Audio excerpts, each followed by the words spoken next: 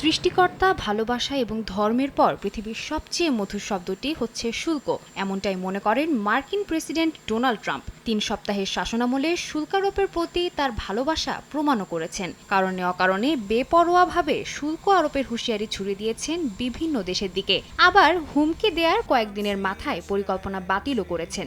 এ অবস্থায় ট্রাম্পের উদ্দেশ্য ঠিক কী তা নিয়ে দ্বিধাদ্বন্দ্ব দেখা দিয়েছে জনমনে। তার বিভ্রান্তিকর পদক্ষেপের কারণে ব্যবসায়ীরাও তাদের পরিকল্পনা কি হবে তা নিয়ে পড়েছেন দোটানায়।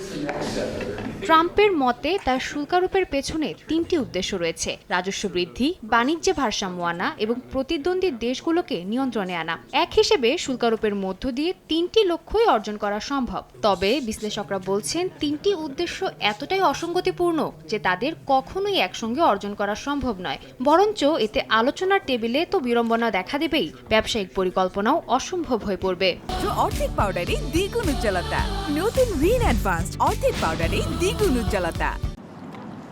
মার্কিন গণমাধ্যম সিএনএন-এর এক প্রতিবেদনে বিশ্লেষকরা মেক্সিকো এবং কানাডার উদাহরণ টেনে এই বাস্তবতা তুলে ধরেন। ট্রাম্প বলছেন এবারের মার্কিন বাজেটে যে বিশাল ঘাটতি রয়েছে তা তার আরোপিত শুল্ক থেকেই পূরণ হয়ে যাবে। এখানে বিশ্লেষকরা বলছেন রাজস্ব বৃদ্ধি যদি ট্রাম্পের উদ্দেশ্য হয়, তবে আলোচনার ভিত্তিতে শুল্ক আরোপের সিদ্ধান্ত কেন পেছালেন ট্রাম্প? এমনটা চলতে থাকলে সব দেশই যদি শুল্কের বোঝা কমাতে যুক্তরাষ্ট্রের সঙ্গে আলোচনায় বসে, তবে ট্রাম্পের রাজস্ব বৃদ্ধির উদ্দেশ্য অসফল থেকে যাবে।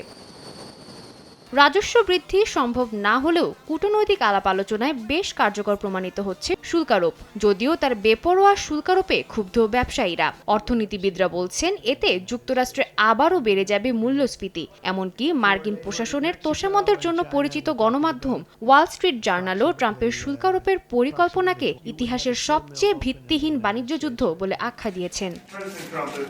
সাদিয়া তাসনিম, সময় সংবাদ।